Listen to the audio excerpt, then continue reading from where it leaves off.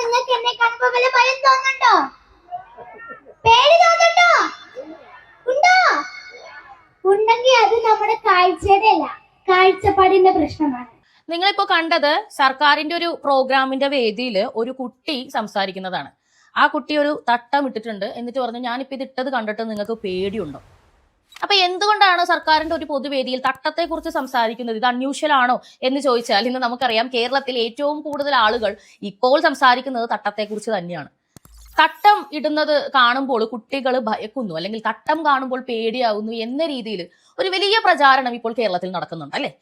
അതായത് സെന്റ് റീത്ത സ്കൂളിൽ ഒരു പെൺകുട്ടി ഹിജാബ് ധരിച്ച് വന്നതുമായിട്ട് ബന്ധപ്പെട്ടുണ്ടായ ഒരു വിഷയത്തിന്മേലാണ് ഇതെല്ലാം തുടങ്ങുന്നത്. അപ്പൊ ആ വിഷയം എന്തുകൊണ്ടുണ്ടായി, ആരുണ്ടാക്കി, ഈ വിഷയത്തിന്റെ പിറകിലുള്ള പ്ലാനിങ് എന്തൊക്കെയാണ്, അതിന്റെ വിശദ വിവരങ്ങൾ, ഇങ്ങനെ പല കാര്യങ്ങളും അറിയാതെ ആളുകൾ ഭയങ്കരമായിട്ട് പ്രചരിപ്പിച്ചുകൊണ്ടിരിക്കുന്ന ഒരു സംഗതിയാണ്. ആ സ്കൂളിലെ സിസ്റ്റർ പറഞ്ഞു, തട്ടം കാണുമ്പോൾ കുട്ടികൾ ഭയക്കുന്നു, തട്ടം കാണുമ്പോൾ പേടിയാകുന്നു എന്ന്. അപ്പൊ ഇതൊരു വിവാദ പ്രസ്താവനയായിട്ട് വരികയും തലയിൽ ശിരോവസ്ത്രം ഇട്ട് അല്ലെങ്കിൽ വെയിൽ ധരിച്ചൊരു കന്യാസ്ത്രീ എങ്ങനെ തട്ടം കാണുമ്പോൾ ഭയമാകുന്നു എന്ന രീതിയിൽ സംസാരിക്കാം പൊതുമധ്യത്തിൽ വന്ന് എന്നും പറഞ്ഞുകൊണ്ട് ഒരുപാട് ആളുകൾ ഇതിനെ ചോദ്യം ചെയ്യുന്നുണ്ട്. രാവിലെ അഗസ്റ്റിൻ പുൽപ്പള്ളി എന്ന് പറഞ്ഞിട്ട് വയനാട്ടിലുള്ള ഒരു കോൺഗ്രസ് പ്രവർത്തകൻ ഇട്ട ഒരു പോസ്റ്റ് ഞാൻ കണ്ടിരുന്നു. അദ്ദേഹം പറഞ്ഞിരിക്കുന്നത് ഈ യൂണിഫോമോ ഹിജാബോ ഇതൊന്നുമല്ല വിഷയം, പക്ഷേ തട്ടം കാണുമ്പോൾ പേടിയാകുന്നു എന്ന് ക്രൈസ്തവ കന്യാസ്ത്രീ പറയാൻ പാടില്ലായിരുന്നു. അത് മതസ്പർദ്ധയ്ക്ക് ഇടയാക്കുന്ന ഒരു പ്രസ്താവനയല്ലേ, അത് വർഗീയതയല്ലേ, അതിനോട് ഞാൻ ഒരു തരത്തിലും യോജിക്കുന്നില്ല എന്നാണ്. അപ്പൊ ആ പോസ്റ്റിന്റെ താഴെ പോയിട്ട് ഞാനൊരു പേഴ്സണൽ കമന്റ് ഇട്ടത്, കന്യാസ്ത്രീ അങ്ങനെ പറഞ്ഞ വീഡിയോ ഒന്ന് കാണിക്കാമോ എന്നാണ്. ഈ അഗസ്റ്റിൻ പുൽപ്പള്ളി അതിന് മറുപടി തന്നിട്ടില്ല. ഒരുപാട് പേര് മറുപടി ഇട്ടിട്ടുണ്ട്. പക്ഷെ അവർക്കൊന്നും തന്നെ ആ വീഡിയോ ഫുട്ടേജിന്റെ ലിങ്കോ അല്ലെങ്കിൽ വീഡിയോ തന്നെ എന്റെ ഇൻബോക്സിലോ അല്ലെങ്കിൽ ആ കമന്റിന്റെ താഴെയോ കൊണ്ടുവന്ന് പേസ്റ്റ് ചെയ്യാൻ കഴിഞ്ഞില്ല എന്നുള്ളതാണ്. അവർ കന്യാസ്ത്രീ അസഭ്യം പറയുന്നു. ഒരുപാട് കമന്റുകൾ കന്യാസ്ത്രീ അസഭ്യം പറഞ്ഞുകൊണ്ടാണ്, അവർ ചെകുത്താന്റെ മാലാകയാണ്, അല്ലാതെ ക്രിസ്തുവിന്റെ മണവാട്ടിയല്ല എന്ന് വരെ പറഞ്ഞിട്ടുള്ള കമന്റുകൾ. ഇതിൽ ഫേക്ക് ഐ ഡി ഉണ്ട്, ഒറിജിനൽ ഐ ഡി ഉണ്ട്. പക്ഷെ എന്തുകൊണ്ട് ഇവർക്കാർക്കും കന്യാസ്ത്രീ തട്ടം കണ്ടാൽ കുട്ടികൾ ഭയക്കുന്നു എന്ന് പറഞ്ഞ വീഡിയോ പ്രൂഫിനായി തരാനില്ല എന്ന് നിങ്ങൾ ചിന്തിക്കുന്നുണ്ടോ? കാരണം എന്താണെന്ന് വെച്ചാൽ അങ്ങനെ ഒരു വീഡിയോ ഇല്ല. കന്യാസ്ത്രീ അങ്ങനെ പറഞ്ഞിട്ടില്ല. കന്യാസ്ത്രീ പറഞ്ഞത് ഒറ്റ കാര്യമാണ്, ഇവര് സ്കൂള് നടക്കുന്ന സമയത്ത് സ്കൂളിൽ വന്ന് ബഹളം ഉണ്ടാക്കി, SDPI വിളിച്ചുകൊണ്ട് വന്ന് ഈ കുട്ടിയുടെ പിതാവ് ഉണ്ടാക്കിയ ബഹളം നിങ്ങൾ എല്ലാവരും കണ്ടതാണ്. എന്റെ പ്രീവിയസ് വീഡിയോസ് എല്ലാം എടുത്തു നോക്കിയാൽ നിങ്ങൾക്ക് കാണും എത്രയധികം ബഹളമാണ് അവിടെ വന്ന് അയാളും അയാളുടെ ഫാമിലിയും ഉണ്ടാക്കിയതെന്നുള്ളത്. കൂടാതെ ഈ പറഞ്ഞ ആൾക്കാരെ കൊണ്ടുണ്ടാക്കി അവർ തന്നെ ലൈവ് പോയിട്ടുള്ള വീഡിയോ ആണ് ഞാൻ കഴിഞ്ഞ വീഡിയോകളിലൊക്കെ കാണിച്ചത്. വീണ്ടും വീണ്ടും അതിട്ട് ഞാൻ വെറുപ്പിക്കുന്നില്ല, അത് കണ്ടിരിക്കാൻ വലിയ സുഖമുള്ള വീഡിയോ ഒന്നുമല്ല. അപ്പൊ ഇത് കേട്ടപ്പോൾ തൊട്ടപ്പുറത്ത് പ്രീ-KG സ്കൂളാണ്, പ്രീ-KG സ്കൂളിലുള്ള പിള്ളേർ പേടിച്ചു, അതാണ് സിസ്റ്റർ പറഞ്ഞത്. അല്ലാതെ തട്ടം കണ്ടാൽ പേടിച്ചു എന്ന് പറയാൻ മാത്രം വിവരക്കേടുള്ള ഒരു വ്യക്തിയൊന്നുമല്ല സിസ്റ്റർ ഹെലന. അപ്പൊ നിങ്ങളൊന്ന് മനസ്സിലാക്കണം, പള്ളുരുത്തിയിൽ ഇത്രയധികം മുസ്ലിം കുട്ടികളുടെ ഇടയിൽ കിടക്കുന്ന കുട്ടികൾ തട്ടം കണ്ട് പേടിച്ചു എന്ന് പറയാൻ വേണ്ടി എങ്ങനെ സാധിക്കും? ഇത് സത്യത്തിൽ ആബിദ് അടിവാരം എന്നൊരു സുഡാപ്പി എഴുതി വിട്ട വെറും പരദൂഷണം മാത്രമാണ്.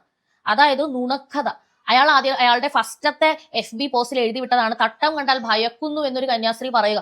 അപ്പൊ അതിന്റെ താഴെ പോയിട്ട് ആൾക്കാർ ചോദ്യം ചെയ്തു, ഒരു കന്യാസ്ത്രീ അങ്ങനെ പറഞ്ഞിട്ടില്ലല്ലോ, അവർ പറഞ്ഞ വീഡിയോ ഇല്ലല്ലോ എന്ന് പറഞ്ഞപ്പം അദ്ദേഹം റിപ്ലൈ ചെയ്യാണ്, അവര് പറഞ്ഞിട്ടില്ല, പക്ഷെ മീനിങ് അത് തന്നെയല്ലേ എന്ന്.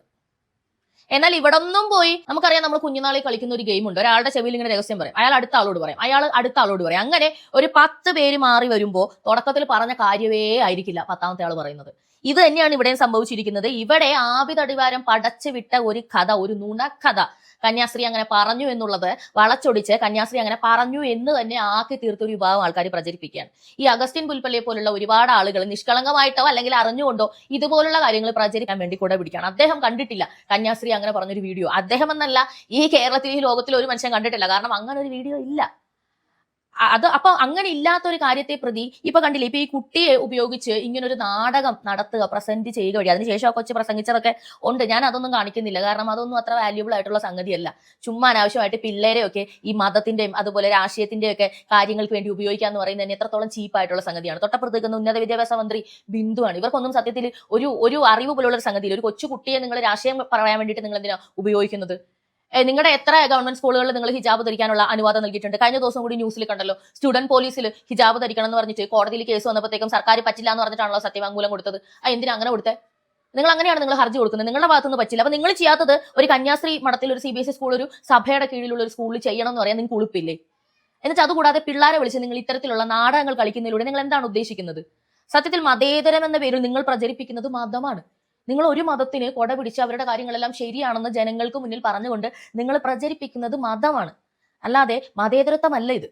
എന്നാൽ അവരുടെ ഭാഗത്തു നിന്ന് അവർ നടത്തുന്ന എത്ര തീവ്രമായിട്ടുള്ള അല്ലെങ്കിൽ വർഗീയത പച്ചയ്ക്ക് പറയുന്ന പ്രസംഗങ്ങളുണ്ട്, നിങ്ങൾ അതൊന്നും കണ്ടിട്ടില്ലേ? ഒരെണ്ണം ഞാൻ കാണിച്ചു തരാം. ഇവിടെ പഠിക്കേണ്ട പാഠം, യാ അയ്യുഹല്ലദീന ആമനൂ മുഅ്മിനീങ്ങളെ ലാ തത്തഖിദുൽ യഹൂദ വന്നസാറ ഔലിയ, ജൂത നസാറാക്കളെ നിങ്ങൾ ഉറ്റമിത്രങ്ങളാക്കരുത്.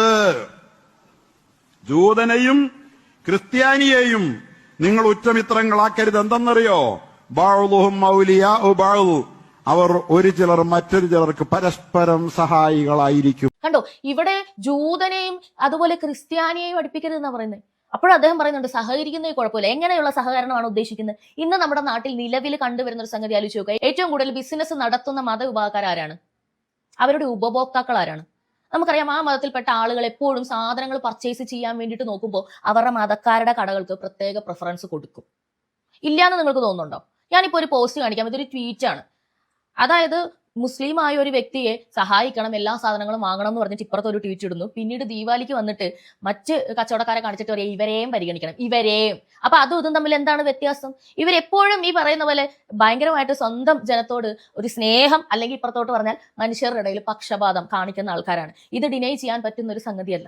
നിങ്ങൾക്കറിയാം, നിങ്ങൾ മറ്റ് വിഭാഗത്തിലുള്ള ആൾക്കാർ ബിസിനസ് തുടങ്ങുന്ന സമയത്ത് ക്രെഡിറ്റ് ഒന്നും തരില്ല. കാരണം മൊത്ത കച്ചവടക്കാർ മുഴുവനും ഇവരുടെ മതവിഭാഗക്കാരാണ്. അവരുടെ മതവിഭാഗക്കാർക്കാണ് ക്രെഡിറ്റ് കൊടുക്കുക. അതുകൊണ്ടാണ് ബിസിനസ്സിൽ അവർ വളരുന്നത്, ബാക്കിയുള്ളവരെല്ലാം നിർത്തി പോകുന്നത്. ഇങ്ങനെയുള്ളൊരു റിയാലിറ്റി ഇവിടെ നടക്കുന്നുണ്ട്. അപ്പൊ അങ്ങനെ സഹകരിക്കാം. എങ്ങനെ സഹകരിക്കും? ഇപ്പൊ മലബാർ ഗോൾഡൊക്കെ ചെയ്യുന്നത് പോലെ ഉപഭോക്താക്കൾ ഹിന്ദുക്കളും ക്രിസ്ത്യാനികളും ആകാം, കുഴപ്പമില്ല. അതായത് സാധനം അവർക്ക് വിറ്റ് ആ പൈസ കൊണ്ട് നമുക്ക് നമ്മുടെ സമുദായവും നമ്മുടെ മതവും ഒക്കെ നമുക്ക് വികസിപ്പിക്കാം. അതിൽ നമുക്ക് തെറ്റൊന്നുമില്ല. പക്ഷേ അവരുമായിട്ട് ചങ്ങാത്തം പാടില്ല, ആത്മാർത്ഥമായൊരു സൗഹൃദം പാടില്ല. കാരണം എന്താ? അവര് മുസ്ലിം അല്ല.